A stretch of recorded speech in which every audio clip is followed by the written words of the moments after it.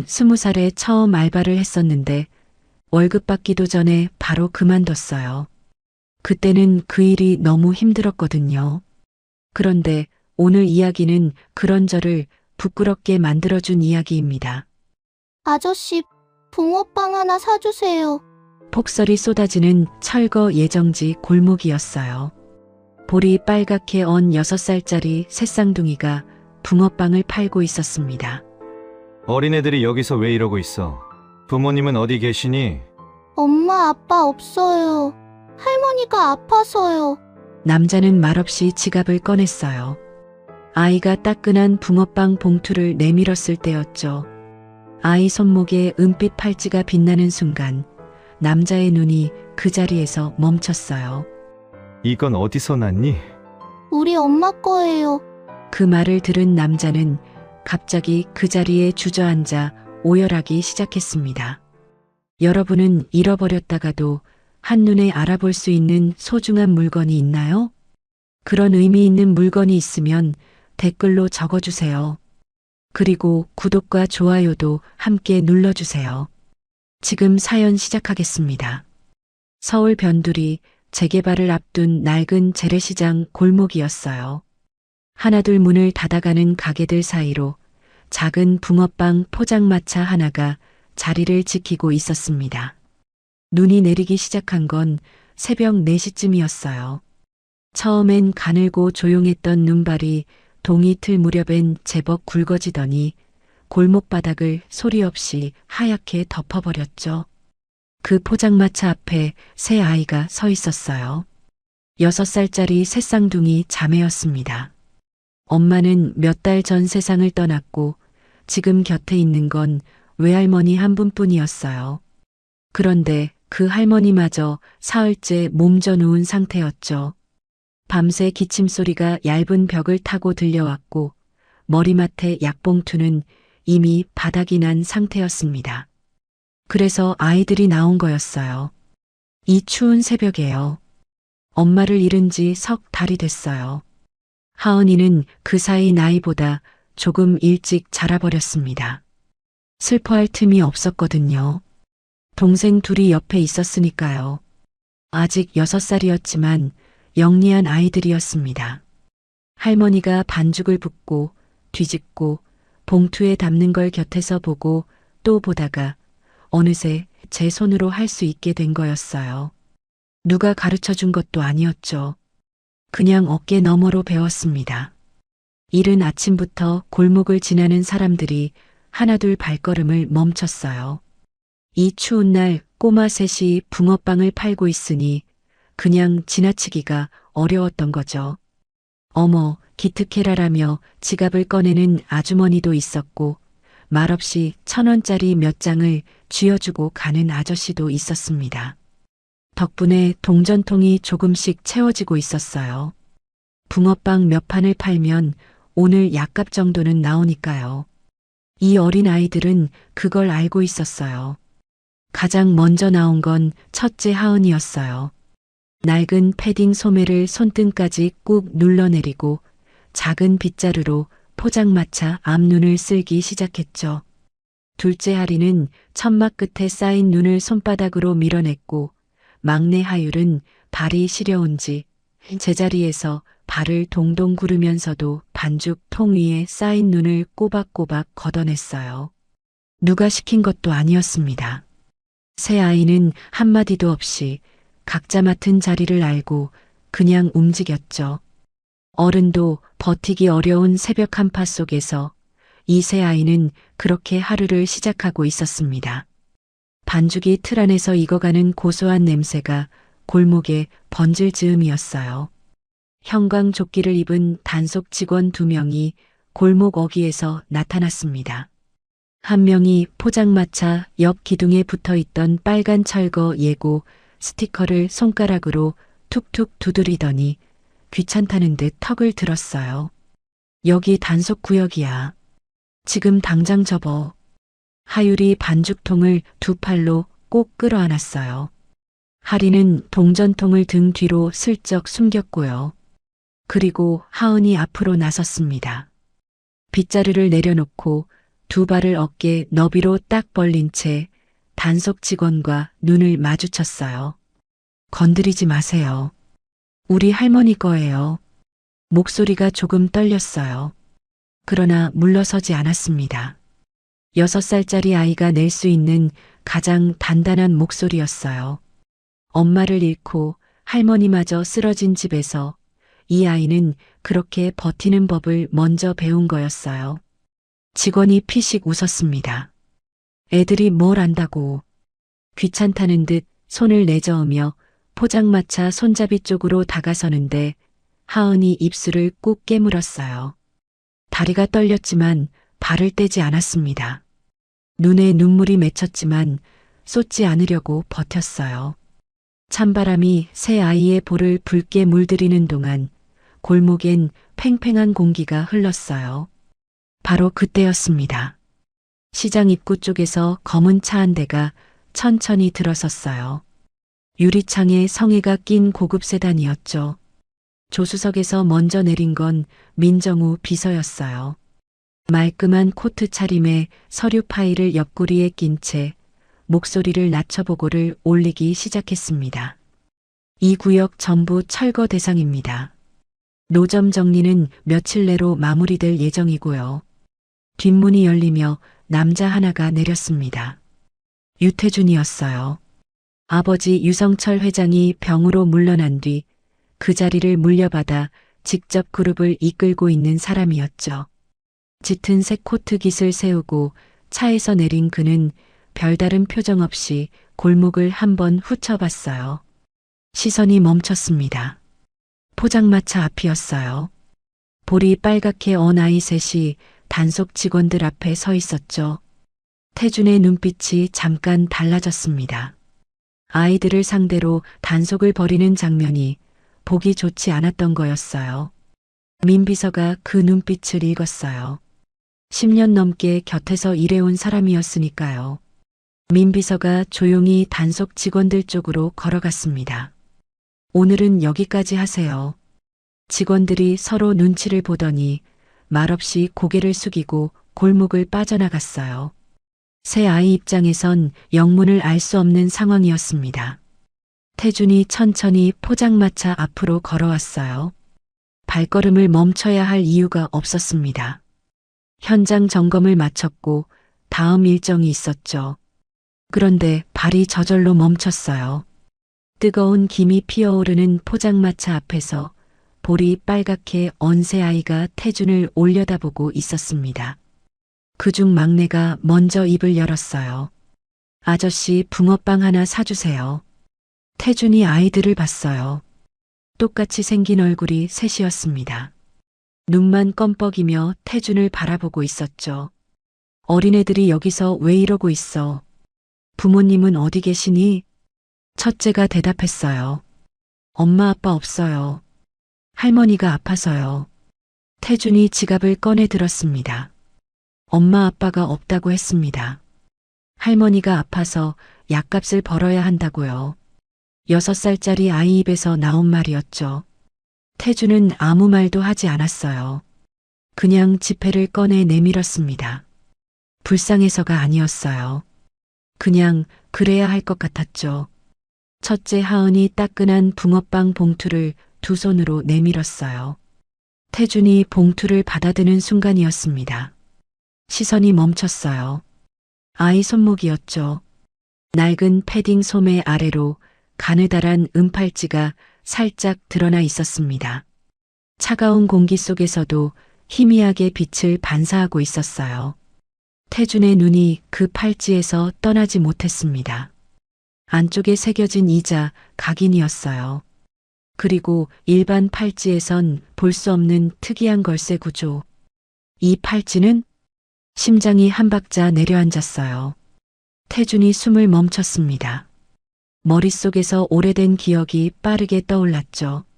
종로의 작은 공방, 직접 그려간 도면, 장인이 건네던 말. 이렇게 만들면 세상에 하나뿐입니다. 내가 직접 설계한 거야. 오직 한 사람을 위해서만 만든 거야. 그런데 저게 왜 저 아이 손목에? 이성이 먼저 막았어요. 우연일 수 있어. 비슷하게 생긴 걸 수도 있어. 그러나 몸이 말을 듣지 않았습니다. 시선이 팔찌에서 떨어지지 않았죠.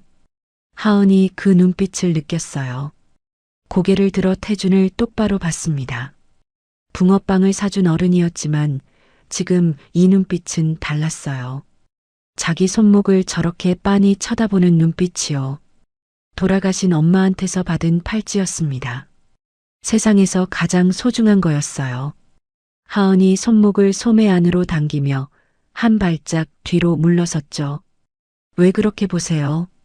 목소리가 살짝 떨렸어요. 작지만 또렷한 목소리였습니다. 태주는 아무 대답도 하지 못했어요. 천천히 시선을 거두고 돌아섰습니다. 민비서가 다음 일정을 말하기 시작했지만 태준의 귀엔 들어오지 않았습니다. 몇 걸음을 옮기다가 발이 멈췄어요. 눈발이 코트 어깨 위로 소복이 쌓이는 것도 몰랐죠. 저 아이 혹시... 아니야. 그럴 리가 없어. 애써 눌렀습니다. 그러나 발이 움직이지 않았어요. 오래 잠가두었던 이름 하나가 가슴 깊은 곳에서 천천히 떠오르고 있었으니까요. 은서. 그 이름과 함께 태주는 그 자리에 오래 서 있었습니다. 저 팔찌가 자기 눈에 왜 그렇게 낯익은지 태주는 애써 외면하려 했어요. 그러나 마음 깊은 곳에서 오래 잠가두었던 문이 지금 막 삐걱하고 열리려 하고 있었습니다. 태준이 차에 오른 건 그로부터 얼마 지나지 않아서였어요.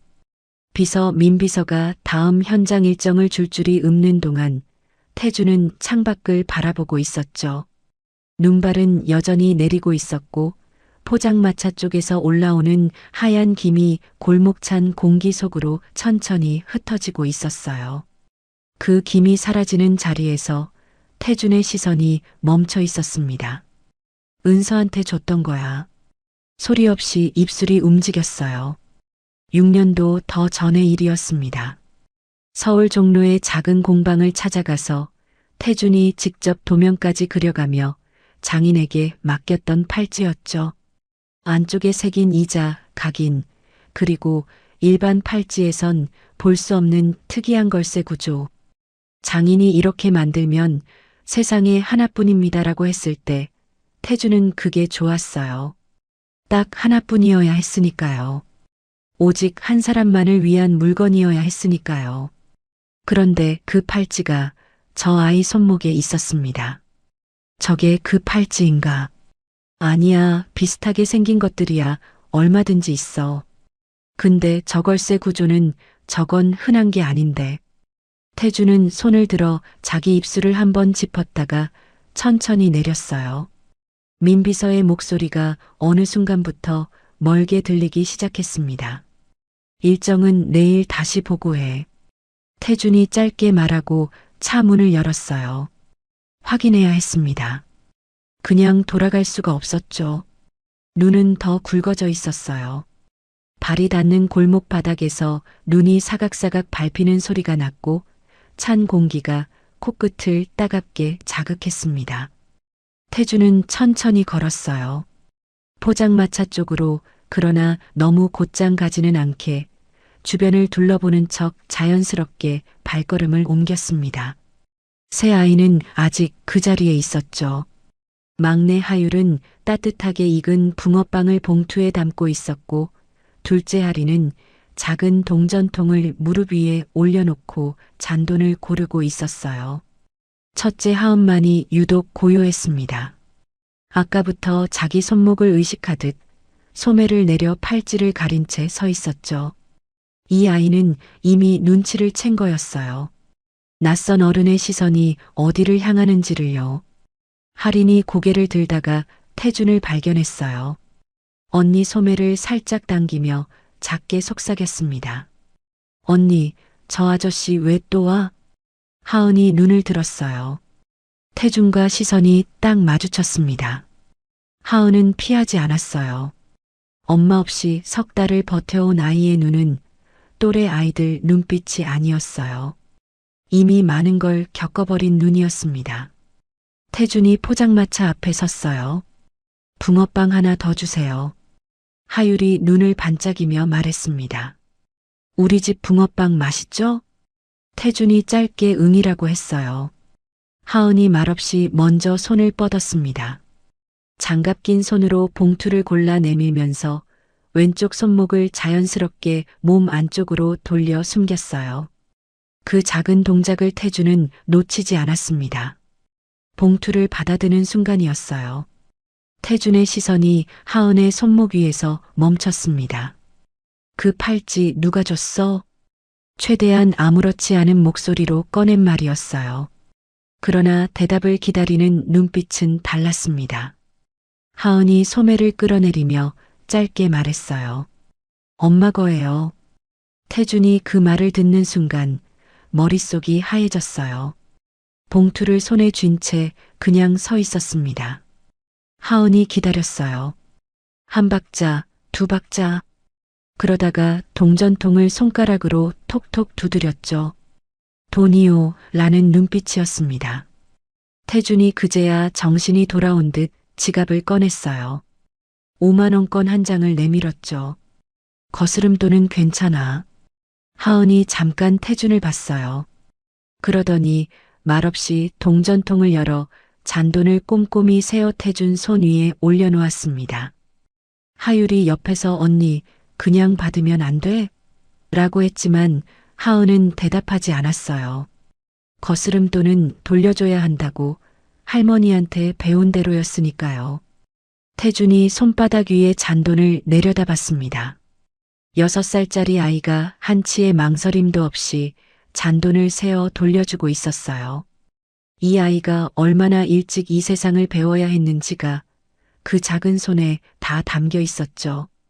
태준이 잠깐 망설이다가 낮게 말했어요. 미안한데 팔찌 한번 봐도 될까? 하은의 눈빛이 순간 차가워졌습니다. 안 돼요. 단호했어요. 태준이 시선을 내리깔았다가 다시 하은을 봤습니다. 나쁜 뜻으로 하는 말 아니야. 그 팔찌랑 똑같이 생긴 걸 본 적이 있어서 딱 한 번만. 하은이 태준을 오래 봤어요. 거짓말하는 눈인지 아닌지 6살짜리 나름으로 읽어내려는 것 같았습니다. 그러더니 천천히 소매를 조금 걷었어요. 손목을 내밀었죠. 3초요. 태준이 숨을 참고 팔찌 안쪽을 들여다봤습니다. 이자였어요. 하은이 소매를 내렸어요. 태준은 아무 말도 하지 못했습니다. 그냥 서 있었어요. 봉투를 손에 쥔 채로 그 자리에서요. 그때 하율이 태준을 올려다보며 고개를 갸웃했습니다. 언니, 저 아저씨 눈이 슬퍼. 할인이 쉿하고 하율 팔을 잡아당겼어요. 하율이 왜 진짜인데 하고 눈을 끔뻑이는 동안 태준은 그 자리에 서서 미처 표정을 정리하지 못했습니다. 슬프냐고요. 슬픈 건지 어떤 건지 본인도 몰랐을 거예요. 그냥 오래 닫아두었던 무언가가 가슴 한쪽에서 서서히 조여드는 느낌이었을 테니까요. 태준이 돌아섰습니다. 발걸음을 옮기며 입 안으로 혼자 중얼거렸어요. 저 팔찌가 내 거라면 은서야. 저 아이 엄마가 너인 거야? 어떻게 이 아이 손목에. 말이 이어지지 않았습니다. 물음표 뒤에 아무것도 붙이지 못한 채 태준은 눈 덮인 골목을 걸어 나갔어요. 골목 어기 저쪽 차 한 대가 조용히 세워져 있었습니다. 태준의 차와는 다른 차였어요. 창문이 닫혀 있어서 안은 보이지 않았고 그 차가 언제부터 거기 있었는지 아무도 몰랐습니다. 잠시 뒤 소리 없이 골목을 빠져나갔어요. 그 시각 낡은 집 안방이었어요.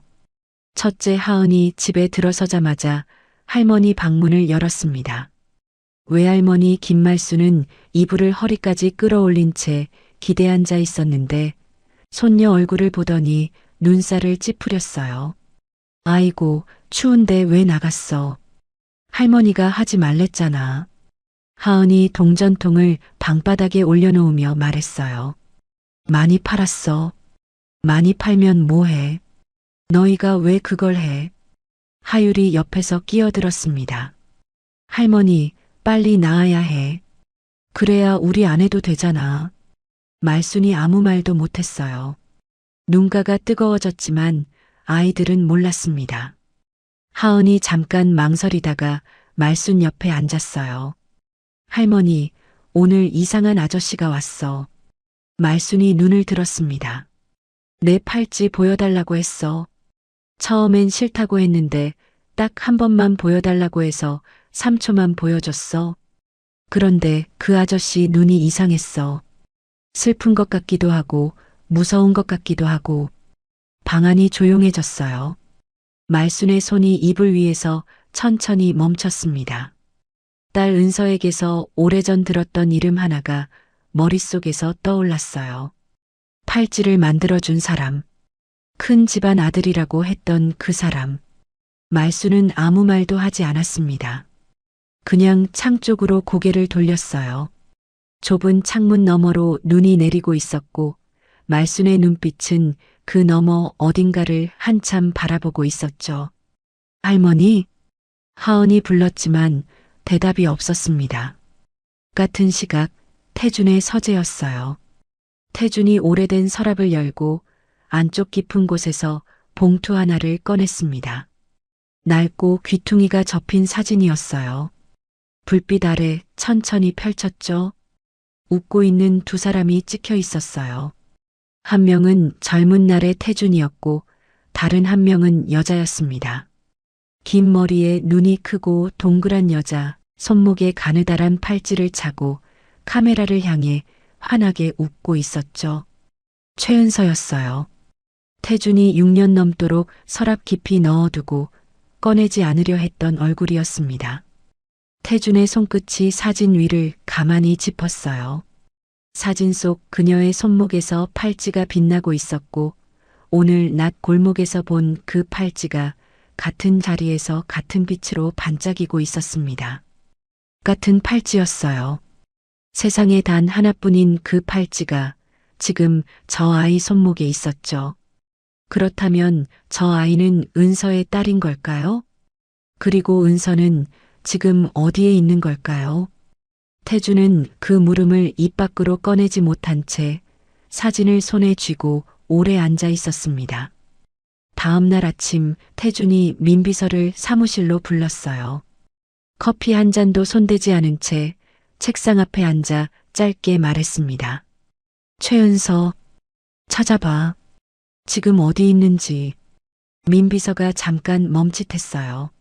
10년 넘게 태준 곁에서 일해온 그였지만 그 이름을 꺼내는 걸 들어본 적이 없었으니까요. 그러나 아무것도 묻지 않았습니다. 수첩에 이름을 받아 적고 조용히 나갔어요.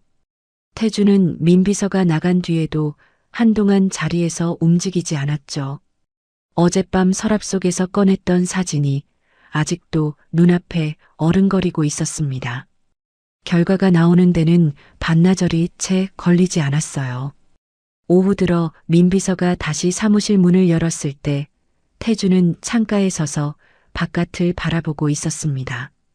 민비서가 가볍게 헛기침을 하고 입을 열었어요. 최은서 씨는 3개월 전에 사망하셨습니다. 마지막 주소는 현재 저희 철거 예정 구역 내로 확인됩니다. 태준이 움직이지 않았어요. 창밖을 보는 자세 그대로 아무 말이 없었습니다. 민비서가 조심스럽게 한마디를 더 얹으려다가 태준의 어깨 선을 보고 멈췄어요. 무언가 건드려선 안 될 것 같은 공기가 방 안에 가득했죠. 민비서는 조용히 문을 닫고 나갔어요. 발소리가 복도 끝으로 멀어지고 사무실이 완전히 조용해졌습니다. 태준이 천천히 창에서 돌아섰어요. 두 걸음을 옮기다가 책상 앞에서 멈췄습니다. 두 손을 책상 위에 짚었어요. 그 자세로 한동안 꼼짝도 하지 않았죠. 고개가 아래로 내려갔고 양복 어깨 선이 아주 천천히 그러나 눈에 띄게 흔들리기 시작했습니다. 소리는 없었어요. 그냥 어깨가 흔들렸고 손끝이 책상 모서리를 꽉 쥐었죠. 손등에 힘줄이 도드라지도록 죽었다고 했습니다. 3개월 전에 이미 이 세상 사람이 아니라고요. 태주는 그 말을 머릿속에서 몇 번이나 되풀이했어요. 되풀이할수록 실감이 나지 않았고 실감이 나지 않을수록 어깨는 더 크게 흔들렸습니다. 6년 전 자신을 버리고 떠난 사람인데 이제 와보니 그 사람은 이미 이 땅에 없었죠. 얼마나 그러고 있었는지 몰라요. 태준이 다시 코트를 집어든 건 해가 기울기 시작할 무렵이었습니다. 민비서에게도 아무 말도 하지 않았어요. 혼자 주차장으로 내려가 차를 몰았죠. 목적지를 정하지 않았는데 발이 스스로 그 시장 골목으로 향했습니다. 골목 끝 낡은 집 앞에 섰을 때였어요. 태준의 발이 멈췄습니다. 문은 오래된 나무 문이었어요. 페인트가 군데군데 벗겨지고 아래쪽엔 물때가 낀 세월이 고스란히 담긴 문이었죠. 그 옆에 작고 낡은 초인종이 하나 붙어 있었습니다. 태준이 손을 들었다가 내렸어요. 다시 들었다가 또 내렸죠. 손가락이 초인종 앞에서 허공을 맴돌기를 몇 번이나 반복했는지 몰라요. 만약 아니라면, 괜히 들어갔다가 아니면 정말로 맞다면 어느 쪽도 감당할 자신이 없었습니다. 찬바람이 골목을 훑고 지나갔고 태주는 그 앞에 서서 꼼짝을 못했어요. 바로 그때 안에서 문이 열렸어요. 새쌍둥이 중 막내 하율이었습니다. 약국 봉투를 한 손에 들고 막 나오려던 참이었는데 문을 열자마자 코앞에 서 있는 태준을 발견하고 눈을 동그랗게 떴어요. 아, 붕어빵 아저씨다. 왜 거기 서 있어요? 하율이 아무렇지도 않게 문을 활짝 열어젖혔습니다. 망설이는 어른을 아이가 밀어준 셈이었어요. 태준이 미처 말을 꺼내기도 전에 마당이 그대로 드러났죠. 그리고 마당 안에서 첫째 하은이 나왔어요. 빨래를 거들어 나왔다가 태준을 보는 순간 동작이 굳었습니다. 눈빛이 순식간에 차가워졌죠. 아저씨 왜 왔어요? 하은이 빨랫감을 가슴 앞으로 끌어안으며 한 발 뒤로 물러섰어요. 하율이 천진하게 내가 문 열었어라고 끼어들었지만 하은은 시선을 태준에게서 거두지 않았습니다. 엄마를 잃고 나서 석 달, 이 아이는 그 사이 낯선 어른을 함부로 들이지 않는 법을 배웠어요. 그때 안채 쪽에서 기침 소리가 들렸습니다. 낮고 거친 기침이 한 번, 두 번, 그리고 낡은 미닫이 문이 열리며 외할머니 김말순이 모습을 드러냈어요. 올해 62의 말순은 딸 은서를 잃고 혼자 새 손녀를 붙들고 버텨온 사람이었습니다. 마당에 선 태준을 봤어요. 말순의 눈이 태준의 얼굴 위에서 천천히 움직였습니다. 위에서 아래로 그리고 다시 얼굴로. 어제 하은에게 들었던 말이 머릿속에서 맴돌고 있었을 거예요. 팔찌를 계속 쳐다봤다는 아저씨. 눈이 슬펐다는 아저씨. 말순이 숨을 한 번 고르고 그 자리에 멈춰 섰습니다. 태준의 시선이 움직였어요. 열린 미닫이 문 너머 방 안벽에 액자 하나가 걸려 있었습니다. 태준이 그 사진을 봤어요. 긴 머리에 눈이 크고 동그란 여자였어요. 어젯밤 서랍 속에서 꺼내 오래 들여다보던 그 얼굴이 지금 이 낡은 집 벽에 걸려 있었습니다. 태준의 발이 땅에 붙어버렸어요. 어깨도 손도 숨도 전부 그 자리에서 멈춘 것 같았죠. 말순이 그 반응을 봤어요. 딸에게서 들었던 말이 다시 떠올랐습니다. 팔찌를 만들어준 사람, 큰 집안 아들이라고 했던 그 사람. 말순이 입술을 한번 꾹 다물었다가 낮게 물었어요. 은서를 알아요? 태준이 대답하지 못했어요. 입이 열리지 않았습니다. 고개가 천천히 아래로 향했죠. 태준도 말순도 아직 아무 말도 꺼내지 않았어요. 그러나 그 침묵 안에서 두 사람은 이미 같은 것을 감지하고 있었습니다. 태준이 고개를 들어 마당을 다시 봤어요. 문 앞 턱에 새 아이의 신발 3켤레가 나란히 놓여 있었습니다. 크기가 다 비슷한 신발이었어요. 태준의 눈이 그 신발들 위에서 잠깐 멈췄죠. 은서가 사라진 게 6년도 넘었다. 저 아이들이 설마. 그 생각이 가슴속으로 치고 올라오는 순간 태준은 눈을 감았어요. 천천히 그 생각을 안으로 눌러내렸습니다. 아직은 확인되지 않았으니까요. 하은이 동생들 쪽으로 고개를 돌렸어요. 우리 들어가자. 할인의 손을 잡아당기며 먼저 발을 옮겼습니다. 문이 닫혔죠. 마당엔 말순과 태준과 하은, 3사람만 남았습니다. 열린 방문 너머로 벽에 걸린 액자 속 여자가 조용히 웃고 있었어요. 아무도 먼저 입을 열지 않았습니다. 그 침묵 속에서 3사람 모두 알고 있었어요. 지금 이 마당에서 무언가 돌이킬 수 없는 것이 시작되고 있다는 것을요. 태준이 밤 골목을 걷고 있어요. 가로등 불빛이 젖은 바닥을 희미하게 비추고 있었고 태준의 발소리만 골목에 울렸습니다. 표정이 없었어요. 빠르지도 느리지도 않은 걸음으로 그냥 걸었죠. 아직 그는 몰랐습니다. 왜 은서가 떠났는지, 어떤 말이 그녀를 그 방에서 끌어냈는지를요. 다만 오늘 그 액자 속에서 본 그 얼굴이 6년 넘도록 잠가두었던 문을 조금씩 두드리고 있었어요. 발이 멈췄습니다. 가로등 아래였어요. 태준이 고개를 들어 하늘을 올려다봤습니다. 어둡고 별도 없는 하늘이었어요. 그런데 이상했죠. 저 낡은 집 마당에 3켤레 신발이 나란히 있었습니다. 크기가 다 비슷한 신발이. 은서가 사라진 게 6년도 넘었는데 저 아이들의 나이는 딱 그만큼이었어요. 태준은 그 생각을 애써 눌렀습니다. 그러나 한번 열린 문은 쉽게 닫히지 않았어요. 봄이 막 시작되던 어느 오후였어요. 아직 2사람이 함께이던 시절, 6년도 더 전의 일입니다. 서울 종로의 작은 공방, 나무향이 배어있는 그 방 안에서 태준이 은서의 손목에 팔찌를 채워주고 있었습니다. 작은 상자를 열자 가느다란 은팔찌가 흰 소미에 누워 있었고 은서가 조용히 손을 내밀었어요. 태준이 그 손목에 걸쇠를 조심스럽게 채우며 말했습니다. 세상에 하나뿐이야. 내가 직접 설계했어. 은서가 손목을 들어 빛에 비춰봤어요. 안쪽에 새겨진 작은 이자, 각인이 봄 햇살을 받아 반짝였죠. 은서가 피식 웃었습니다. 이가 은서이예요? 그럼 뭐겠어. 태준이 짧게 받아쳤고 은서가 소리내어 웃었어요. 봄 햇살이 창문으로 길게 들어오던 날이었습니다. 그 웃음소리가 방 안가득 울렸고 태준은 그 웃음을 바라보며 아무 말도 하지 않았죠. 그냥 바라만 봤어요. 이 순간이 오래오래 이어지기를 바라면서요. 그게 마지막으로 함께 웃던 날이었습니다.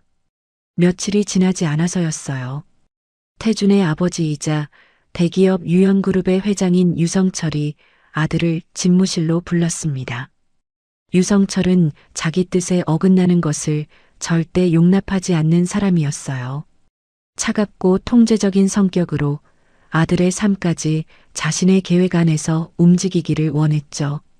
그날도 그는 소파에 앉지도 않은 채 창밖을 보다가 돌아서지도 않고 말했습니다. 그 여자와 헤어져. 태준이 대답하지 않았어요. 유성철이 그제야 돌아섰습니다. 아들의 눈에 담긴 것을 읽었는지 목소리를 한 단계 낮추며 다시 물었죠. 내 말 들려? 헤어지지 않겠습니다. 태준이 또렷하게 말했어요. 떨리지 않는 목소리였습니다. 그 말이 끝나는 순간 유성철의 얼굴에서 표정이 사라졌어요. 천천히 아들 쪽으로 걸어오더니 아무 예고 없이 손이 올라왔습니다. 찰싹 소리가 집무실 안에 울렸어요. 태준의 고개가 옆으로 돌아갔습니다. 뺨이 순식간에 뜨거워졌죠. 태주는 천천히 고개를 정면으로 돌렸어요. 눈이 흔들리지 않았습니다. 헤어지지 않겠습니다. 같은 말을 다시 했어요. 태주는 그 자리에서 물러서지 않았습니다. 뺨이 아리도록 뜨거웠지만 그게 중요한 게 아니었죠. 태준이 처음으로 아버지 앞에서 물러서지 않은 순간이었습니다. 유성철이 태준의 눈을 한참 들여다봤습니다. 그러더니 차갑게 입을 열었어요. 그 여자 계속 만나면 네가 가진 것 전부 잃게 될 거야. 회사도, 자리도, 내 이름 석자도. 태준이 흔들리지 않았어요. 유성철이 그 눈빛을 보더니 짧게 말했습니다. 나가 있어. 태준이 집무실 문을 닫고 나가자 유성철이 비서를 불렀어요. 목소리를 낮춰 말했죠. 최은서한테 연락해.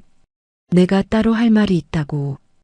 유성철이 은서를 따로 만난 건 시내 한 호텔 라운지였습니다. 은서가 먼저 와서 기다리고 있었어요. 그 자리엔 태주는 없었습니다. 회장은 자리에 앉자마자 말을 꺼냈어요. 인사도 서두도 없었습니다. 네가 그 아이 옆에 있으면 내 아들은 모든 걸 잃게 될 거야. 은서가 찻잔을 내려놨어요. 손끝이 살짝 떨렸지만 시선은 내리깔지 않았습니다. 그러나 유성철은 멈추지 않았어요. 그 결과가 어떻게 되든 네가 책임질 수 있어? 유성철이 자리에서 일어서며 마지막으로 한마디를 얹었습니다. 사랑이면 다 되는 나이는 지났을 텐데. 그것으로 끝이었어요. 유성철은 나갔고 은서는 혼자 남았습니다. 찻잔에서 하얀 김이 피어올랐어요. 은서는 그걸 보면서도 손을 뻗지 못했죠. 몸이 말을 듣지 않았어요. 유성철의 말이 머릿속에서 떠나지 않았습니다. 내 아들은 모든 걸 잃게 될 거야. 그 한마디가 심장 깊은 곳을 누르고 있었어요. 태준을 사랑했으니까요. 그래서 더 무서웠습니다. 자신의 존재가 태준을 지키는 게 아니라 망가뜨리는 칼이 될 수도 있다는 말이 은서의 가슴을 파고들었어요. 라운지 사람들이 오가는 소리가 들렸지만 귀에 들어오지 않았습니다. 은서는 그 자리에서 한동안 일어나지 못했어요. 그날 밤이었어요. 은서가 작은 고시원 방 안에 혼자 앉아 있었습니다. 손 안에 휴대폰을 쥐고 있었고 화면엔 태준의 이름이 떠 있었어요. 전화 버튼 위에 손가락을 올렸다가 멈췄습니다. 다시 올렸다가 또 멈췄죠. 그러다가 결국 화면을 껐어요. 창문 너머로 도시의 불빛이 깜빡이고 있었어요. 어디선가 오토바이 소리가 지나갔고 옆방에서 텔레비전 소리가 가늘게 새어나왔습니다. 은서는 그 소리들 속에서 혼자였어요. 입술이 움직였습니다. 소리는 거의 나지 않았죠. 미안해요, 태준 씨. 미안해요. 한 번, 두 번 같은 말을 반복했어요. 눈가가 뜨겁게 달아올랐고 참았던 눈물이 볼을 타고 조용히 흘러내렸습니다. 손으로 닦지도 않았어요. 그냥 흐르는 대로 뒀죠. 은서는 태준을 버린 게 아니었어요. 태준을 살리기 위해 자기 몫의 행복을 내려놓은 밤이었습니다. 다음 날 아침 태준이 은서가 살던 곳을 찾아갔어요. 문 앞에 섰는데 뭔가 달랐습니다. 너무 조용했어요. 초인종을 눌렀습니다. 대답이 없었어요. 한 번 더 눌렀죠. 역시 없었습니다. 관리인을 불러 문을 열었을 때 방 안은 비어 있었어요. 옷도 세면도구도 은서가 늘 책상 위에 올려두던 작은 화분도 없었습니다. 처음부터 아무도 없었던 것처럼 방은 텅 비어 있었죠. 태준이 방 한가운데 서서 아무것도 없는 벽을 봤어요. 전화를 걸었습니다. 연결이 되지 않았어요. 한 번 더 걸었죠. 역시였습니다. 태준이 그 방 안에 얼마나 서 있었는지는 알 수 없어요. 은서가 경기도 변두리의 작은 도시로 자리를 잡은 건 서울을 떠나고 나서 얼마 지나지 않아서였어요. 경기도 변두리의 작은 고시원이었습니다. 창문 하나에 침대 하나, 좁은 책상 하나가 전부인 방이었죠. 벽이 얇아서 옆방 소리가 고스란히 들렸고 복도엔 늘 오래된 음식 냄새가 배어 있었어요. 은서는 그 방에서 임신 테스트기를 봤습니다. 2줄이었어요. 한동안 그걸 손에 쥔 채 움직이지 못했어요. 며칠 뒤 병원에 다녀온 날 밤이었습니다. 침대 모서리에 앉아 배 위에 손을 얹었어요. 아직 아무것도 느껴지지 않는데 거기에 셋이 있다고 했죠. 셋쌍둥이라고 했어요. 한 명도 아니고 셋이라고요. 돌아가야 하나? 태준 씨한테 알려야 하나? 그 생각이 머릿속을 맴돌다가 유성철의 목소리가 다시 파고들었습니다. 내 아들은 모든 걸 잃게 될 거야. 창밖에서 트럭 지나가는 소리가 들렸고 복도에서 누군가 기침하는 소리도 들렸어요. 방 안은 조용했습니다. 그날 밤 은서가 어머니 김말순에게 전화를 걸었어요. 딸이 말도 없이 사라진 뒤로 말순은 매일 밤 잠을 못 이루고 있었죠. 엄마. 한마디를 꺼내는데도 목이 메었어요. 말순이 왜 무슨 일이야라고 물었고 은서가 한참 뜸을 들이다가 겨우 말했습니다. 나 임신했어. 애가 셋이래. 수학이 넘어가 잠깐 조용해졌어요. 그러더니 말순이 낮게 말했죠. 아이 아빠한테 연락해. 은서가 입술을 꽉 깨물었습니다. 그러면 그이가 모든 걸 다 잃게 될 거예요. 내가 뭐라고 그 사람 인생을 망칠 수가 없어요. 말순이 딸의 이름을 불렀지만 은서는 이미 마음을 굳힌 뒤였어요. 전화를 끊고 나서 이불을 끌어당겼습니다. 불도 끄지 않은 채로 그냥 누웠어요. 천장을 보다가 눈을 감았다가 다시 천장을 봤죠. 사랑하는 사람을 살리기 위해 자기 몫의 행복을 내려놓기로 한 밤이었습니다. 일주일이 채 지나지 않아 말순이 왔어요. 고시원 계단 아래에 나타났습니다. 평소에 잘 입지 않는 두꺼운 외투 차림이었어요. 은서가 그 모습을 보는 순간 아무 말도 못하고 그냥 서 있었어요. 말순이 딸 앞에 섰습니다.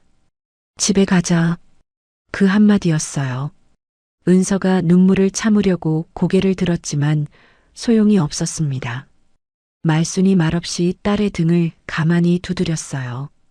두 사람은 그렇게 한참을 서 있었죠. 셋쌍둥이가 태어난 건 그해 겨울이었습니다. 셋 다 작았지만 울음소리만큼은 우렁찼어요. 은서가 처음으로 셋을 한꺼번에 품에 안았을 때 말순은 옆에서 손수건으로 눈가를 찍어냈습니다. 생계는 말순이 먼저 나섰어요. 겨울이 되자 붕어빵 포장마차를 시작했죠. 처음엔 반죽이 자꾸 묽어지거나 틀에 달라붙었습니다. 은서가 옆에서 엄마 불 조금 낮춰요라고 했다가 아니다. 좀 더 올려요라며 한참을 실랑이 했어요. 그러다 제대로 된 붕어빵이 처음 나왔을 때 둘이서 하나씩 나눠 먹었습니다. 찬바람이 부는 골목에서 뜨거운 붕어빵을 호호 불어가며요. 힘들었지만 웃음이 없었던 건 아니었어요. 아이들이 말을 배우기 시작할 무렵이었습니다. 막내 하율이 어느 날 밥을 먹다가 고개를 들고 물었어요. 엄마 아빠 어디 있어요? 하은이 눈을 들어 은서를 봤고 할인도 숟가락을 멈췄죠. 은서가 잠깐 멈칫했지만 표정을 바꾸지 않았어요. 미리 준비해둔 사람처럼 차분하게 말했습니다. 멀리 있어. 근데 나쁜 사람은 아니야. 언젠가는 알게 될 거야. 하은이 밥 먹으라고 먼저 끊었어요. 은서가 하은의 밥그릇에 반찬을 더 얹어주며 가만히 웃었습니다. 눈가가 조금 젖어 있었지만 아이들은 몰랐어요. 은서는 끝까지 태준 얘기를 입 밖에 내지 않았습니다. 그게 그녀가 태준에게 해줄 수 있는 마지막 사랑이었으니까요. 어느 밤이었어요. 새 아이가 한꺼번에 열이 올랐습니다. 하나도 아니고 셋이 동시에요. 은서가 아이들 이마를 번갈아 가면서 짚었어요. 셋 다 뜨거웠습니다. 손이 떨렸어요. 혼자였으니까요. 말수는 그날 시골 친척 장례식에 내려간 참이었고 새벽 2시에 연락할 사람이 없었습니다. 아이들을 들쳐업고 택시를 잡으면서 은서의 머릿속에 딱 한 사람이 떠올랐어요. 태준 씨, 지금 연락하면 올 것 같았어요. 분명히 올 것 같았죠. 전화기를 꺼내 들었다가 다시 주머니에 넣었어요. 택시 안에서 아이 셋을 양쪽으로 붙들고 앉아 은서는 입술을 꾹 다물었습니다.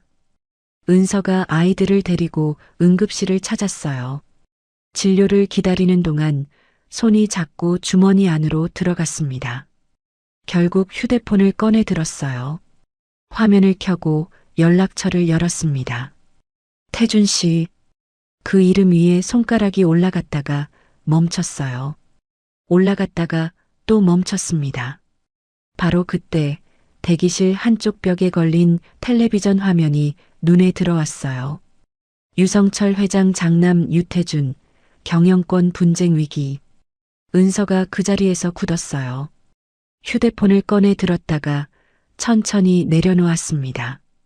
지금 내가 나타나면 그이한테 짐만 되는 거야. 아이들 이름이 호명됐어요. 은서가 자리에서 일어섰습니다. 텔레비전은 여전히 켜져 있었어요. 그렇게 또 한 번 포기했습니다.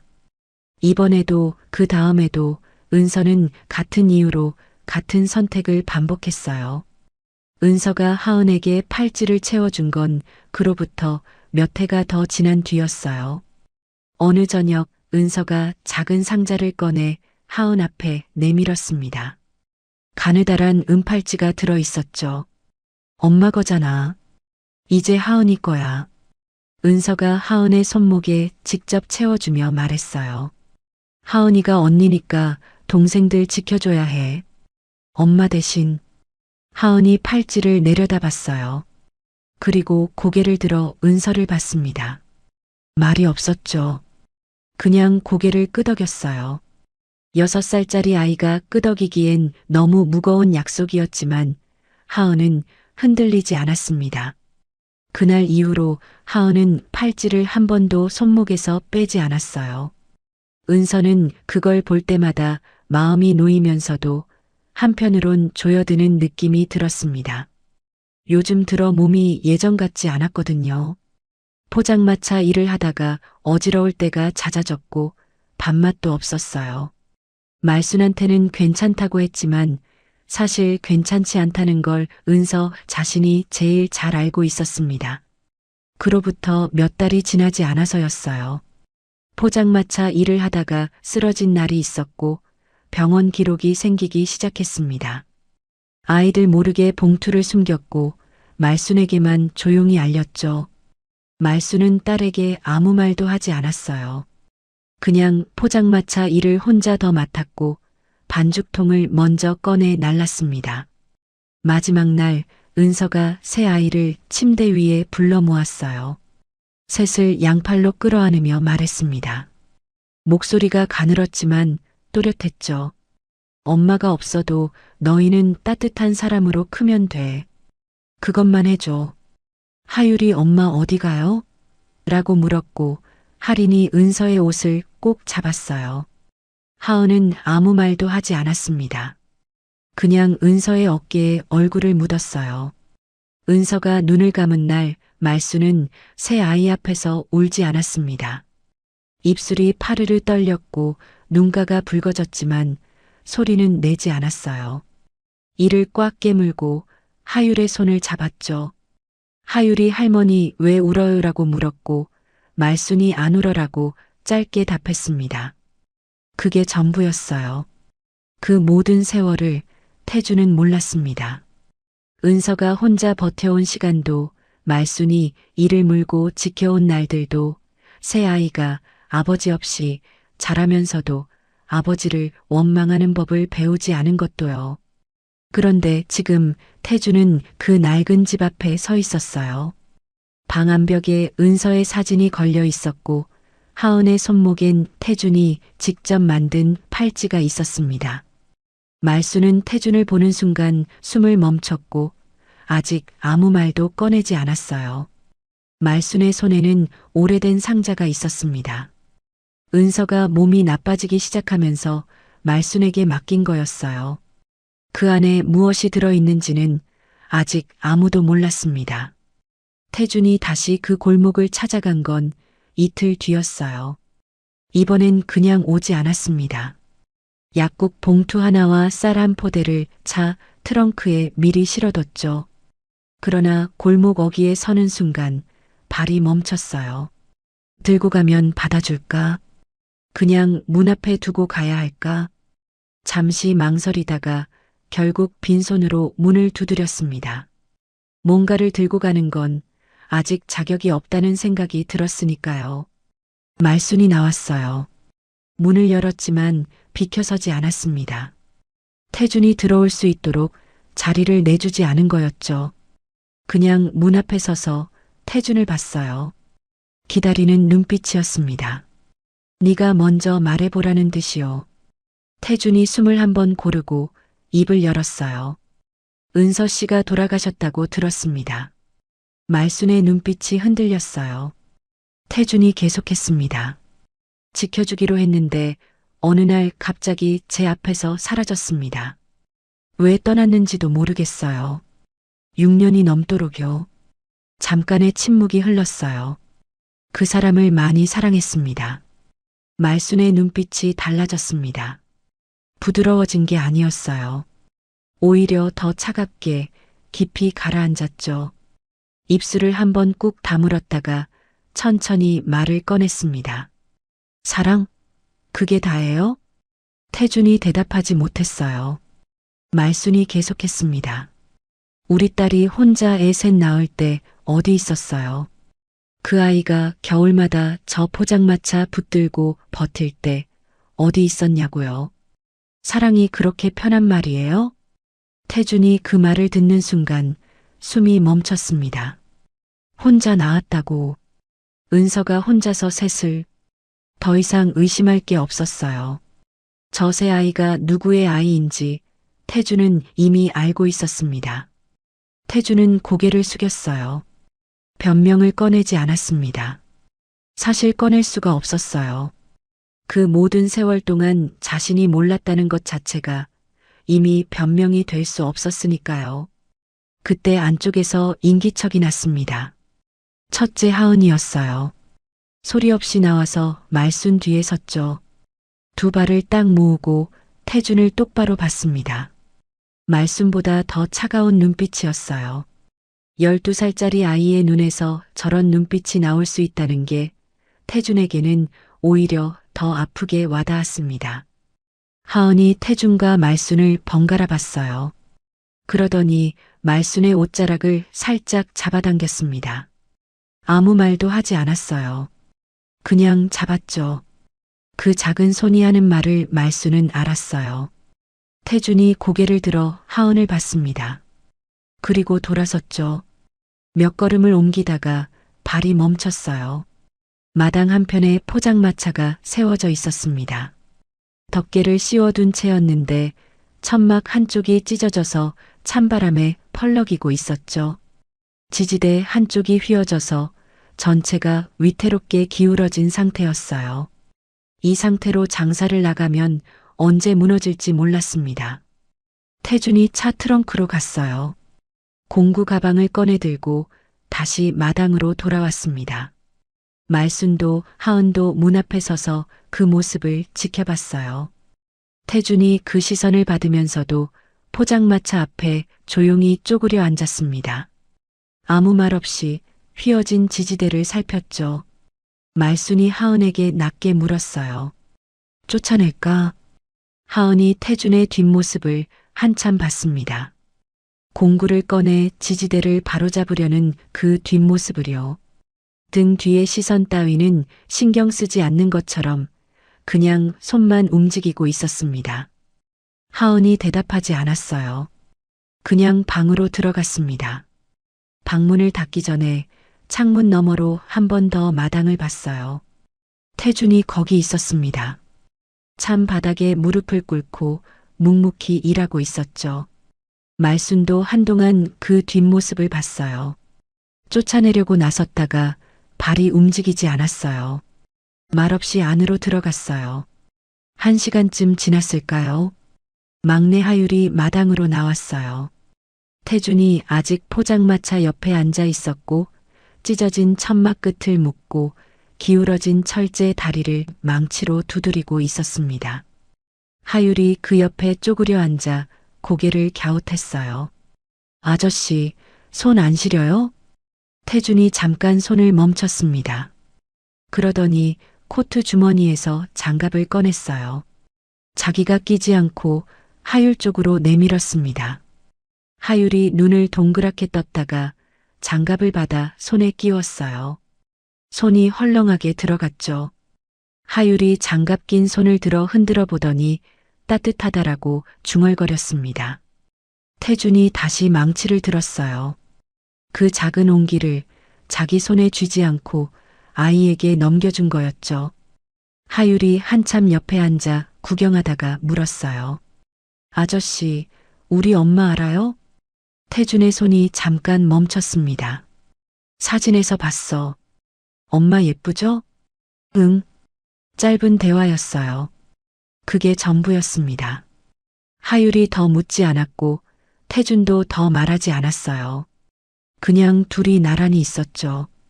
찬바람이 마당을 지나갔고 망치 소리만 골목에 조용히 울렸습니다. 해가 기울 무렵 태준이 일어섰어요. 포장마차 천막이 반듯하게 자리를 잡았고 기울었던 지지대도 곧게 세워져 있었습니다. 태준이 공구를 챙겨 가방에 넣고 차 트렁크에서 약국 봉투와 쌀한 포대를 꺼냈어요. 조용히 문 앞에 내려놓았습니다. 초인종을 누르지 않았어요. 그냥 두고 돌아섰죠. 차에 올라 문을 닫고 시동을 걸기 전에 서랍에서 사진을 꺼냈어요. 은서와 찍은 그 사진이었습니다. 조수석 위에 올려두고 한참 봤죠. 골목 가로등이 하나씩 켜지기 시작하는 시각이었어요. 내가 찾아야 할 게 뭔지 이제 알겠어. 혼자 중얼거리고 사진을 다시 접어 넣었습니다. 태준이 찾아야 할 건 단순히 은서의 흔적이 아니었어요. 이 세 아이가 자신과 어떤 연결고리로 이어져 있는지 그 진실이었죠. 다음 날 아침이었습니다. 태준이 시장 골목 입구 쪽에 차를 세웠어요. 아이들이 포장마차를 열 시간이었죠. 잠시 뒤 낡은 집 문이 열렸습니다. 하은이 먼저 나왔어요. 할인과 하율의 손을 양쪽으로 잡고 골목을 걸어 나오는 모습이었죠. 태준이 차 안에서 그 모습을 봤어요. 창문을 내리지도 차에서 내리지도 않았습니다. 그냥 멀리서만 봤죠. 새 아이가 큰 길로 접어드는 모습이 사이드 미러에 작게 비쳤어요. 모퉁이를 돌아 사라질 때까지 태준의 시선은 그 자리에 머물렀습니다. 확인된 건 아직 아무것도 없었어요. 그런데도 발이 떨어지지 않았습니다. 다음 날 아침이었어요. 하은이 등교 준비를 하다가 문을 열었는데 문짝에 종이 하나가 붙어 있었습니다. 빨간 테두리가 쳐진 게 무서워 보였는지 손으로 살짝 건드려 보다가 할머니, 문에 이상한 거 붙어 있어요 라고 불렀습니다. 말순이 나와서 종이를 떼어 들었어요. 안경을 고쳐 쓰고 천천히 읽어 내려갔습니다. 읽는 동안 얼굴에서 표정이 사라졌어요. 다 읽고 나서 종이를 반으로 접어 식탁 위에 올려놓았습니다. 아무 말도 하지 않았죠. 하율이 할머니, 뭐예요? 라고 물었지만 말수는 밥 먹으라고만 했어요. 그 짧은 대답 속에 얼마나 많은 것이 눌려 있었는지 아이들은 몰랐습니다. 그날 오후 말순이 식탁 앞에 오래 앉아 있었어요. 접힌 철거 통보서가 앞에 놓여 있었습니다. 펼치지도 버리지도 않은 채로요. 하은이 옆에 와서 앉았어요. 아무 말도 하지 않았습니다. 그냥 할머니 옆에 있었죠. 말순이 그 작은 손을 가만히 덮었어요. 다음 날 오전이었습니다. 유태준의 사무실이었어요. 민비서가 서류를 펼치며 조심스럽게 보고를 올렸습니다. 해당 구역 철거 일정이 이번 달 말로 확정됐습니다. 행정 절차상 더 미루기 어렵다고 담당팀에서 올라왔어요. 태준이 서류를 받아 훑어봤어요. 잠깐 멈추더니 내려놓으며 말했습니다. 일정 보류해. 민비서가 당황한 기색으로 받아쳤죠. 이 구역은 전 회장님께서 직접 지시하신 사안이라 담당팀에서도 쉽게 움직이기 어렵습니다. 내가 결정해. 짧고 단호했습니다. 민비서가 더 말을 잇지 못하고 고개를 숙였어요. 태준이 창 쪽으로 시선을 돌리는데 민비서가 망설이다가 한마디를 더 얹었습니다.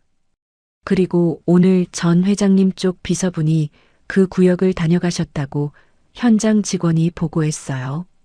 태준의 눈빛이 차갑게 굳었어요. 아버지가 움직였다는 건 이미 알고 있다는 뜻이었습니다. 언제부터 알고 있었는지, 얼마나 오래 지켜보고 있었는지는 몰랐어요. 그러나 한 가지는 확실했죠. 아버지는 처음부터 이 골목을 알고 있었던 겁니다. 아버지가 은서가 여기 있다는 걸 알고 있었던 건가? 그 생각이 스치는 순간 태준이 입술을 꾹 다물었습니다. 아직은 때가 아니었어요. 알겠어. 낮고 짧게 말하고 태준이 창을 바라봤어요. 표정이 없었지만 두 손이 책상 위에서 천천히 주먹을 쥐었습니다. 그날 저녁 태준이 골목을 찾아갔어요. 말순이 문을 열고 잠시 태준을 봤어요. 그러더니 말없이 몸을 옆으로 비켰습니다. 들어와요. 처음이었어요. 태준이 안으로 들어서며 마루 끝 방석에 앉았습니다. 말순이 맞은편에 자리를 잡았죠. 둘이 마주 앉은 채 한동안 아무도 먼저 말을 꺼내지 않았어요. 찬바람이 마당을 스치는 소리가 잠깐 들렸다가 사라졌습니다. 말순이 먼저 입을 열었어요. 왜 또 왔어요? 뭘 어떻게 하려고요? 태준이 말순을 봤습니다. 잠깐 마루 바닥을 내려다봤다가 천천히 고개를 들었어요. 아이들 때문에 그냥 있을 수가 없었어요. 말순이 아무 말도 하지 않았어요. 태준이 계속했습니다. 부탁이 있습니다. 유전자 검사를 하고 싶습니다. 확인하고 나서 아이들 앞에 당당하게 서고 싶어서요. 방안이 조용해졌어요. 말순이 태준을 오래 들여다봤습니다. 그러더니 천천히 고개를 끄덕였어요. 그러세요. 그 순간이었어요. 안방 문 뒤에서 아주 작은 소리가 났습니다. 발소리 같기도 하고 옷깃이 스치는 소리 같기도 했죠. 말순이 문 쪽을 봤어요. 태준도 봤습니다. 문은 그냥 닫혀 있었어요. 잠시 뒤 안쪽에서 발소리가 조용히 멀어졌습니다. 하은이었어요. 얼마나 오래 거기 서 있었는지는 알 수 없었죠. 며칠 뒤 새 아이가 병원에 갔어요. 막내 하율이 자동문이 열리자마자 우아하고 눈을 반짝였습니다. 그러다가 체열실 앞에 서자마자 표정이 굳었어요. 주사 맞아요? 태준이 쪼그려 앉아 하율과 눈을 맞췄습니다. 주사가 아니야. 침이 따끔하고 들어갔다가 금방 나올 거야. 금방 끝나. 하율이 입술을 삐죽였어요. 하리는 이미 하은 옆에 바짝 붙어 손을 꼭 잡고 있었죠. 하은이 동생들을 돌아봤습니다. 무서워도 참는 거야. 알았지? 하율이 응하고 고개를 끄덕였어요. 자신 없는 목소리였지만요. 막상 차례가 되자 하율이 눈을 질끈 감았습니다. 간호사가 따끔해요 하는 순간 눈물이 찔끔 나왔어요. 그래도 소리는 내지 않았죠. 끝나자마자 간호사가 잘 참았네라고 했고 하율이 눈물을 손등으로 닦으며 말했습니다. 언니가 참으라고 했어요. 태준이 그 말을 듣고 아무 말도 하지 못했어요. 하은을 봤습니다. 하은은 이미 시선을 다른 곳으로 돌리고 있었죠. 아이들이 자판기 앞으로 몰려간 사이 태준이 조용히 하은의 외투를 봤습니다. 소매 끝이 달아 있었어요. 안감이 비쳐 보일 만큼 얇았죠. 태준이 핸드폰을 꺼내 메모장을 열고 아이들 키를 눈으로 훑으며 조용히 적었어요. 그러다가 하율 쪽으로 걸어갔습니다. 무슨 색깔 좋아해? 하율이 눈을 반짝였어요. 분홍색이요. 하린이는? 저는 하늘색이요. 태준이 하은을 봤습니다. 하은이 잠깐 태준을 보다가 짧게 말했어요. 아무 색이나요. 태준이 메모장에 조용히 적었습니다. 아이들은 왜 묻는지 몰랐어요. 그러나 태준은 이미 아버지처럼 움직이고 있었습니다. 자신이 그렇다는 걸 깨닫기도 전에요. 그날 저녁이었어요. 낡은 집 안방이었습니다. 말순이 방 깊숙이 들어가 장롱 아래 칸을 열었어요. 한참을 뒤지더니 낡은 상자 하나를 끌어냈습니다. 뚜껑 위에 먼지가 앉아 있었죠. 말순이 손바닥으로 먼지를 조용히 털어냈어요. 그리고 상자를 무릎 위에 올려놓은 채 한동안 그 자리에 앉아 있었습니다. 뚜껑을 열지는 않았어요. 그냥 손을 그 위에 얹고 눈을 감았죠. 이 상자 안에 무엇이 들어있는지 말순은 알고 있었습니다. 딸 은서가 남긴 것들이었어요. 몸이 나빠지기 시작하면서 말순에게 조용히 맡긴 거였죠. 누구에게도 꺼내 보이지 말라고 했습니다.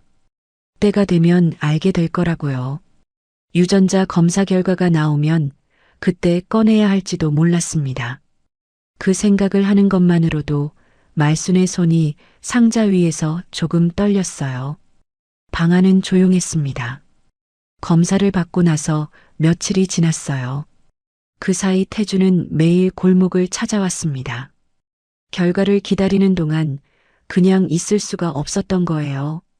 아이들이 포장마차를 10시간에 맞춰 골목 어귀에 서 있거나 말순이 약이 떨어졌다고 하면 약국을 다녀오거나 포장마차 가스통이 낡았다 싶으면 새 것으로 바꿔뒀죠. 말순이 고맙다는 말을 하지 않았고 태준도 기대하지 않았습니다. 그냥 그렇게 며칠이 쌓였어요. 결과가 나오기를 기다리는 건지 아니면 이미 알고 있는 무언가를 확인하기를 두려워하는 건지 태준 자신도 몰랐을 거예요. 결과가 나오기 전날 저녁이었습니다. 말순이 태준을 마루로 불렀어요. 부엌에서 뭔가를 들고 나왔는데 낡은 보자기에 쌓인 상자였습니다. 말순이 태준 앞에 조용히 내려놓으며 말했어요. 은서가 남긴 거예요. 6년을 품고 있었어요. 때가 되면 줄 사람이 나타날 거라고 했거든요. 태준이 상자를 받습니다. 말순이 천천히 보자기를 걷어냈어요. 뚜껑을 열었죠. 첫 번째로 나온 건 출산 기록지였어요.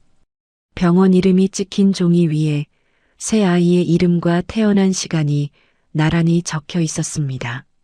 하은, 하린, 하율. 태준이 그 종이를 받아들고 읽어내려갔어요. 손끝이 세 줄짜리 이름 위에서 멈췄습니다. 이 아이들이 세상에 나온 날이 이 종이 한 장에 담겨 있었어요. 그 아래에 사진이 있었습니다. 세 아이가 각각 작은 강보에 쌓여 나란히 누워있는 사진이었죠. 얼굴이 쭈글쭈글하고 작았어요. 태준이 그 사진을 오래 봤습니다. 한 명 한 명 얼굴을 따라가듯 시선이 천천히 움직였어요. 자신이 몰랐던 시간이 이 작은 사진 속에 고스란히 있었습니다. 사진 밑에는 은서의 손글씨로 빼곡히 적힌 메모가 있었어요. 아이들 첫걸음마 날짜, 처음 말한 단어, 좋아하는 음식. 글씨가 작고 촘촘해서 오래 들여다보지 않으면 읽기 어려울 만큼이었죠. 태준이 한 장을 들어 가까이 가져갔습니다. 눈이 그 글씨 위를 천천히 훑었어요. 은서가 혼자 이걸 기록했을 거라는 생각이 가슴 어딘가를 조용히 눌렀습니다. 그리고 마지막으로 봉투 하나가 나왔어요. 말순이 그걸 집어 태준에게 내밀었습니다. 봉투 겉면엔 아무것도 적혀 있지 않았어요. 말순이 말했죠. 은서가 쓴 거예요. 언젠가 아이들 아빠가 나타나면 전해달라고 했어요. 태준이 봉투를 받았습니다. 한동안 그냥 들고 있었어요. 열어야 한다는 걸 알면서도 손가락이 쉽게 움직이지 않았죠. 그러다가 천천히 봉투 끝을 뜯었습니다. 편지지가 2장이었어요. 은서의 글씨였습니다. 메모와는 달랐어요. 한자 한자 힘주어 눌러 쓴 조심스러운 글씨였죠. 태준이 읽기 시작했어요. 읽다가 멈췄습니다. 다시 읽었어요. 손이 떨리기 시작했죠. 편지 속에서 은서의 목소리가 들리는 것 같았어요. 조용하고 낮지만 또렷한 목소리로요. 태준 씨, 당신이 날 찾아올까봐 두려웠어요. 찾아오면 나 못 버틸 것 같아서 그래서 연락을 못했어요.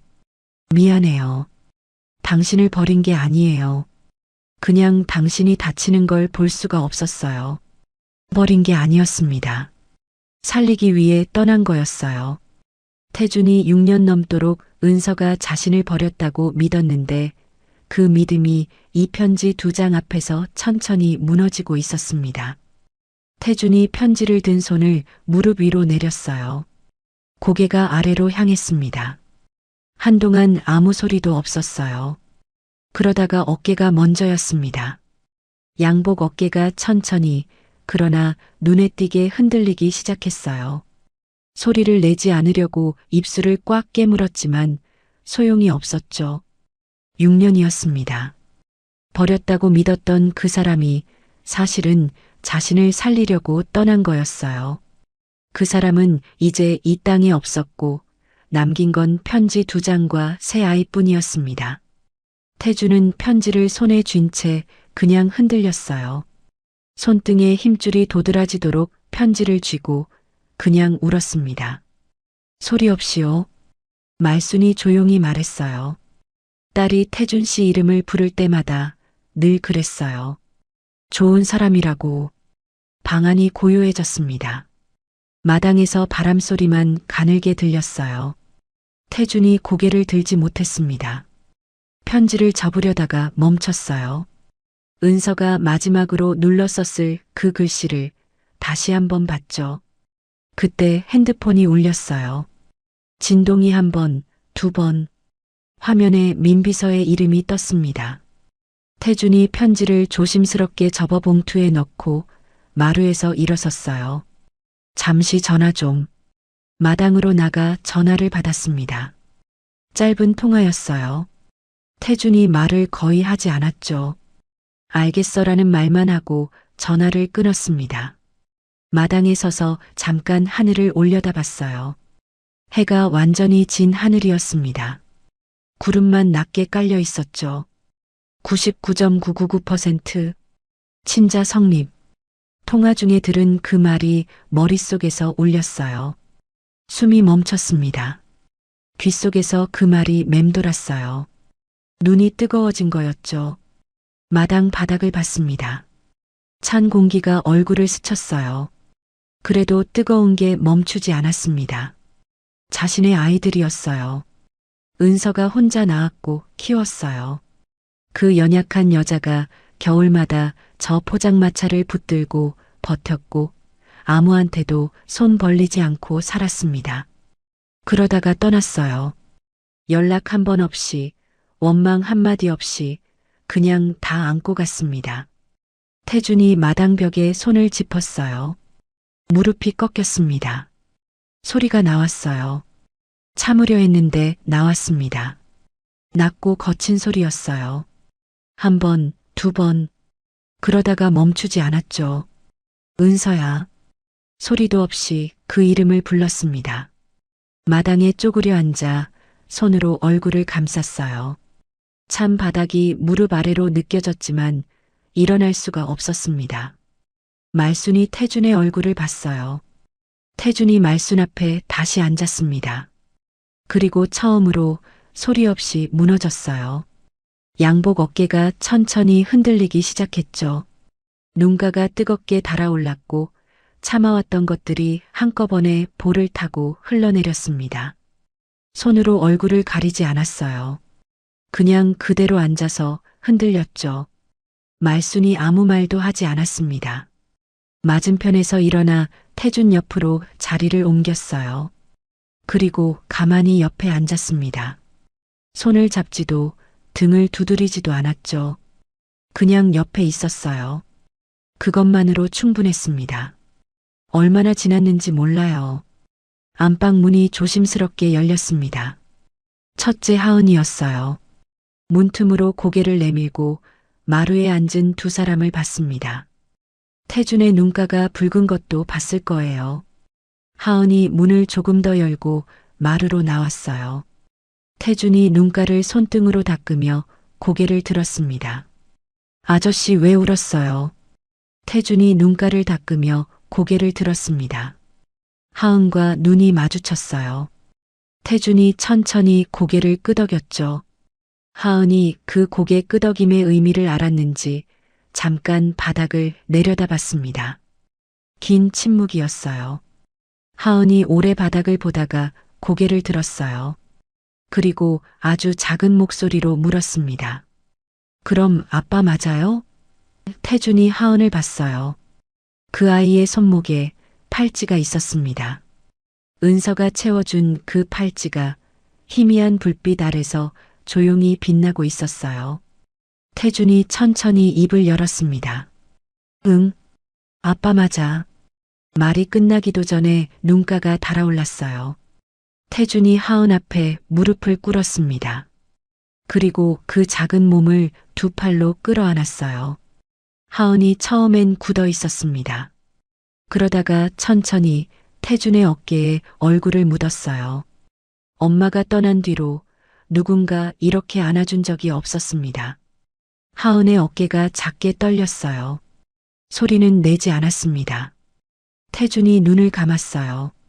이 아이가 엄마 없이 버텨온 시간이 이 작은 어깨 안에 다 담겨 있었습니다. 눈물이 흘렀어요.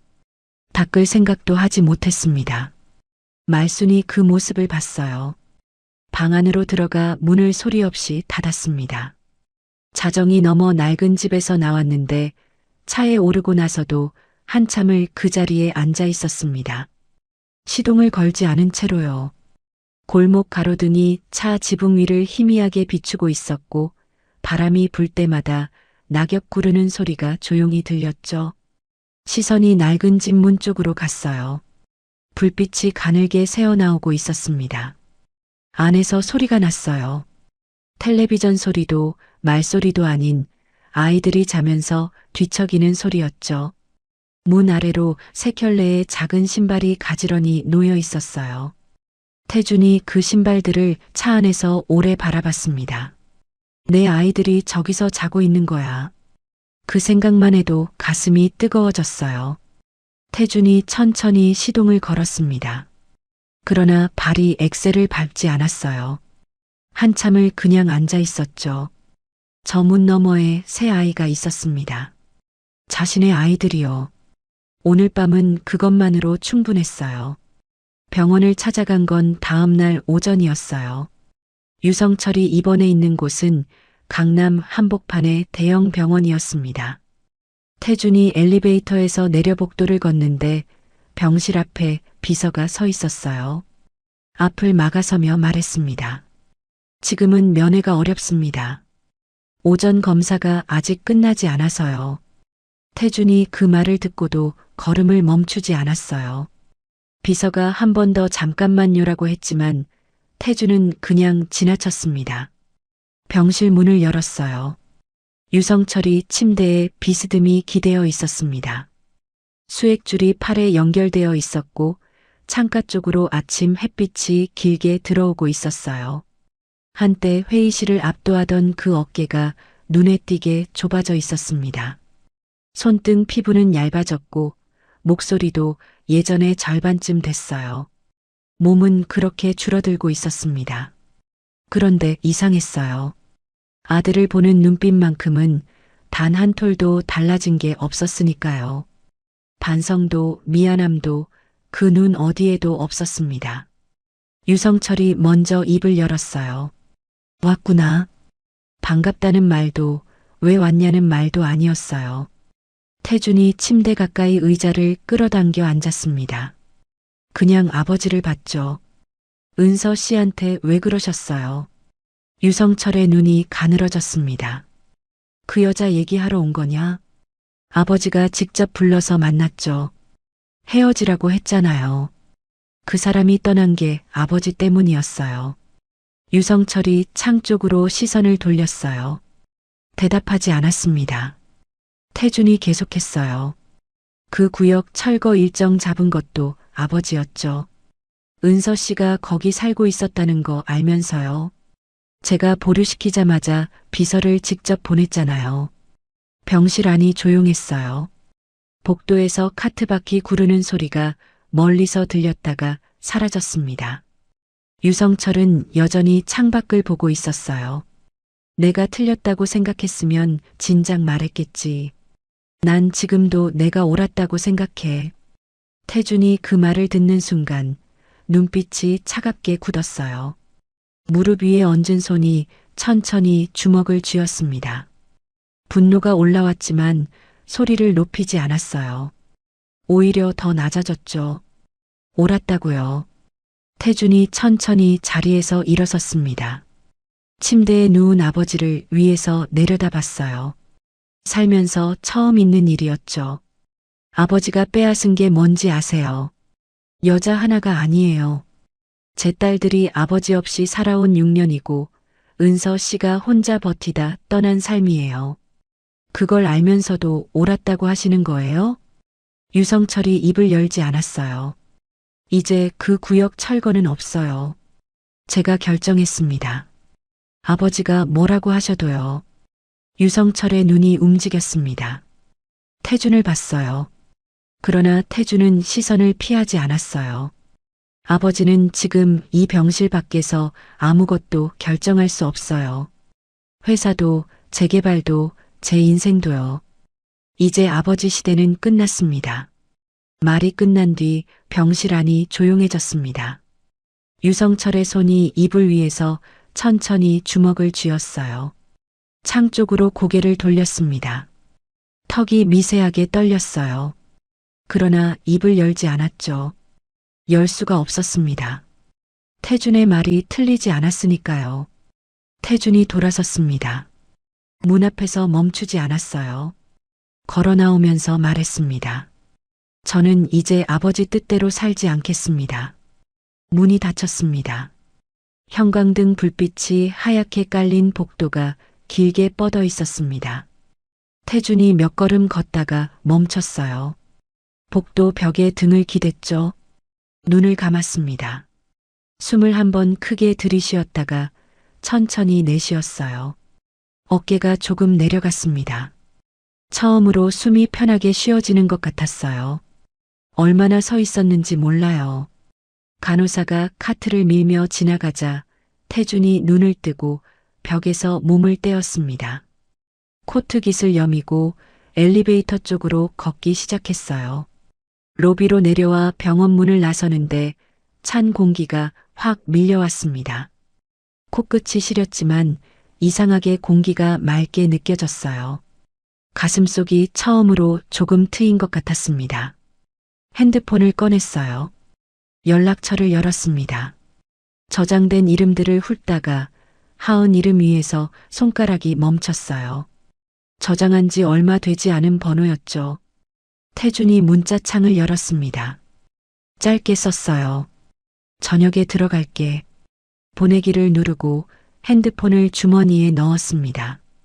처음이었어요. 어딘가로 들어간다는 말이, 어딘가로 돌아간다는 말이 이렇게 자연스럽게 나온 게요. 태준이 차 쪽으로 걸어갔습니다. 발걸음이 조금 가벼웠어요. 몇 주가 지났어요. 태준이 병원 문을 나서던 그날부터 많은 것들이 조금씩 달라지기 시작했습니다. 태준이 매일 왔어요. 어떤 날은 아침에, 어떤 날은 저녁에 왔죠. 아이들이 포장마차를 열려고 나오면 태준이 먼저 막아섰어요. 오늘은 됐어. 처음엔 하은이 눈빛으로 따졌지만 며칠이 지나자 그냥 들어갔습니다. 할인이 병원에 갔을 때는 접수대에서 보호자 이름을 묻자 잠깐 멈칫했다가 낮게 유태준입니다라고 답했어요. 도시락을 싸다가 반찬간이 맞지 않아 말순에게 혼난 날도 있었고 약속 시간에 늦을 것 같아 신호 앞에서 발을 구르던 날도 있었습니다. 그 모든 날들이 차곡차곡 쌓였어요. 하은이 먼 발치에서 그걸 보고 있었다는 것도 태준은 알고 있었죠. 어느 날 저녁이었어요. 태준이 말순을 마루에 앉혔습니다. 이 골목 철거는 없어요. 제가 결정했어요. 말순이 태준을 봤습니다. 아무 말도 하지 않았어요. 아이들한테는 여기가 엄마랑 살던 곳이잖아요. 그 기억까지 없애고 싶지 않았어요. 대신 집을 좀 고치려고요. 지붕도 낡았고 창문도 바꿔야 할 것 같아서요. 괜찮으시면요. 말순이 잠깐 창밖을 봤어요. 오래된 집이었습니다. 딸과 함께 버텨온 골목이었죠. 천천히 고개를 끄덕였습니다. 고맙네요. 딱 그 한마디였어요. 두 사람은 그냥 잠깐 나란히 앉아 있었습니다. 그렇게 며칠이 더 지났어요. 태준이 부엌에서 도시락을 싸고 있었습니다. 반찬통 3개를 나란히 펼쳐놓고 계란말이를 잘라 넣다가 크기가 제각각이 되자 혼자 눈살을 찌푸렸어요. 말순이 옆에서 국을 저으며 힐끗 봤습니다. 계란말이는 뜨거울 때 썰면 그렇게 돼요. 좀 식히고 썰어야지. 몰랐어요. 매일 보여줘도 맨날 몰라. 말순이 피식 웃었어요. 소리 없이 입꼬리만 살짝 올라가는 웃음이었죠. 처음 태준이 이 골목에 나타났을 때 차갑게 문 앞에 세워두던 그 사람이 지금은 부엌에서 나란히 아침을 차리고 있었습니다. 태준이 도시락 뚜껑을 닫는데 안방에서 하율의 목소리가 들렸어요. 아빠, 현관에 이거 뭐예요? 태준이 들어오면서 내려놓은 쇼핑백 3개였습니다. 하율이 쪼그려 앉아 봉투를 들여다보고 있었어요. 할인도 옆에 와서 고개를 내밀었죠. 열어봐. 하율이 봉투를 열었어요. 분홍색 외투였습니다. 하율이 눈을 동그랗게 떴어요. 내가 좋아하는 색이다. 그러다가 고개를 들어 태준을 봤습니다. 아, 그래서 물어봤어요? 태준이 짧게 웃었어요. 대답하지 않았습니다. 할인 것은 하늘색이었어요. 할인이 외투를 가슴에 꼭 끌어안으며 말순을 봤습니다. 말순이 고개를 끄덕였어요. 마지막 쇼핑백이 남았어요. 하은 앞에 놓였습니다. 하은이 봉투를 열었어요. 잠깐 멈췄죠. 안에서 꺼낸 건 짙은 남색 외투였습니다. 아무 색이나라고 했잖아요. 하은이 낮게 말했어요.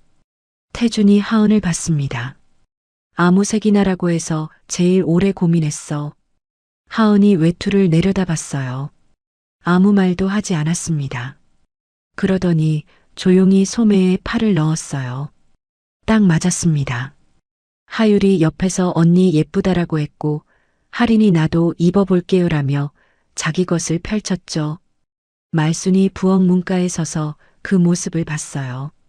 눈가가 살짝 붉어졌지만 아무 말도 하지 않았습니다. 그날 오후 하은이 마루에 혼자 앉아 있었어요. 손목을 들어 팔찌를 보고 있었습니다. 은빛 팔찌가 오후 햇살을 받아 희미하게 빛났어요. 하은이 손가락으로 팔찌 안쪽을 살짝 만졌습니다. 각인된 이자 위를요. 엄마가 채워주던 날이 떠올랐을 거예요. 언니가 동생들 지켜줘야 해. 엄마 대신. 그 말과 함께 손목에 올려졌던 팔찌였습니다. 태준이 마루로 나오다가 하은을 봤어요. 하은이 고개를 들었죠. 이거 아빠가 엄마한테 준 거 맞죠? 태준이 하은 옆에 앉았습니다. 잠깐 팔찌를 봤어요. 맞아. 직접 만든 거라고 했잖아요. 세상에 하나뿐이라고. 응. 하은이 다시 팔찌를 내려다봤어요. 그러더니 천천히 고개를 들었습니다. 그럼 잘 간직할게요. 그 말을 하면서 하은이 웃었어요. 화나거나 크지 않았습니다. 그냥 입꼬리가 살짝 올라가는 짧은 웃음이었죠. 그러나 태준이 그 골목에서 새 아이를 처음 본 날부터 한 번도 보지 못했던 웃음이었어요. 태준이 아무 말도 하지 않았습니다. 할 말이 없어서가 아니라 말보다 그냥 오래 보고 싶었기 때문이었을 거예요. 저녁 무렵이었어요. 말순이 부엌에서 붕어빵 반죽을 만지작거리고 있었습니다. 판을 꺼낸 건 아니고 그냥 반죽통을 앞에 두고 손으로 이리저리 만지는 중이었어요. 태준이 부엌 문가에 섰다가 안으로 들어왔습니다. 배워도 돼요? 말순이 대답하지 않았어요. 그냥 반죽통을 태준 쪽으로 밀었습니다. 태준이 옆에 앉아 반죽에 손을 넣었어요. 말순이 손 모양을 보다가 말없이 태준의 손을 잡아 바른 방향으로 돌려줬죠. 아무 말도 없이 손으로만 알려줬어요. 한동안 두 사람이 나란히 앉아 반죽을 치댔습니다. 부엌 안에 밀가루 냄새가 은근하게 올라왔고 창밖엔 해가 기울고 있었어요. 은서와 말순이 처음 포장마차 반죽을 만지던 날이 있었죠. 그 온기가 지금 이 부엌 안에 다시 살아나고 있었습니다. 주말이었어요. 5이 함께 나섰습니다. 말순이 제일 앞에 섰고 하율이 태준 손을 잡았어요. 하리는 말순 옆에서 걸었고 하은이 맨 뒤에서 따라왔죠. 버스를 2번 갈아타고 한 번 더 걸었습니다. 날이 맑았어요. 바람은 차가웠지만 햇살은 따뜻했죠. 은서가 잠든 곳은 나무가 둘러싼 한적한 자리였어요. 작은 비석이 있었고 태준이 꽃을 앞에 내려놓았습니다. 하율이 쪼그려 앉아 비석 앞에 말을 건넸어요. 엄마, 우리 아빠 찾았어. 늦게 왔는데 그래도 왔어. 바람이 한 번 지나갔어요. 나뭇가지가 살랑했습니다. 할인이 엄마 보여요? 라고 했고 하은은 아무 말도 하지 않았어요. 그냥 비석 앞에 오래 서 있었습니다. 팔찌를 찬 손이 옆에 가만히 내려와 있었죠. 태준이 은서 이름이 적힌 비석을 봤어요. 손끝으로 그 이름을 천천히 짚었습니다. 차가운 돌 위에서 손가락이 한동안 머물렀어요. 하고 싶은 말이 많았을 텐데 아무것도 꺼내지 않았습니다. 그냥 그렇게 오래 있었어요. 돌아오는 길이었습니다. 큰 길로 나오는데 하율이 포장마차를 가리켰어요. 붕어빵이다. 말순이 그냥 가자고 했는데 하율이 이미 달려가고 있었습니다. 할인이 뒤따랐고 하은이 말순을 보다가 그냥 따라갔죠. 5이 포장마차 앞에 나란히 섰어요. 태준이 지갑을 꺼내 들었습니다. 하율이 저는 3개요. 할인이 저는 2개, 하은이 저는 하나라고 했고 말순이 나는 됐어라고 했죠. 태준이 할머니 것도 하나요라고 하자 말순이 됐다고라고 했지만 결국 받았어요. 6개였습니다. 5이 나란히 걸었어요. 하율이 봉투에서 하나를 꺼내 호호 불다가 한 입 베어 물었습니다. 할인이 뜨겁지 않아? 라고 물었고 하율이 괜찮아라고 했죠. 말순이 하나를 꺼내 한 입 먹고 잠깐 멈췄어요. 하늘을 한번 올려다봤습니다. 무슨 생각을 했는지는 몰라요. 그냥 하늘을 봤죠. 태준도 하나를 꺼내 들었어요. 따뜻했습니다. 손바닥 안으로 온기가 번졌죠. 걸으면서 혼자 중얼거렸어요. 소리가 거의 나지 않아서 옆 사람은 듣지 못했을 거예요. 은서야, 늦어서 미안해. 근데 이제 내가 여기 있어. 바람이 한 번 불었습니다. 하율의 머리카락이 흩날렸고 태준이 묶어준 머리가 조금 더 흐트러졌어요. 하율이 아빠 내 머리라고 말했고 태준이 걸으면서 손을 뻗어 고쳐주려다 결국 실패했습니다. 하율이 웃었어요. 그 웃음소리가 골목에 퍼졌습니다. 저는 이 이야기를 들으면서 친하게 지내는 언니가 생각났어요. 언제나 내 투정도 다 받아주고 힘든 내색 한 번 없이 내 옆에 있어주는 고마운 사람이거든요. 그 언니도 내 투정이 반갑지만은 않았을 텐데 저를 위해 항상 참고 들어줬었던 것 같아요. 바쁘다는 핑계로 요즘 자주 못 만났는데 내일은 언니 만나서 밥 한 끼 먹으며 언니 이야기 많이 들어줄 거예요. 그리고 고맙다는 말은 쑥스러우니 그냥 자주 보자 라고 말하려고요. 여러분도 그런 분이 주위에 있다면 자주 보자 댓글 남겨주세요. 그런 마음 아마 전달되실 거예요. 지금까지 사연 머물다였습니다. 감사합니다.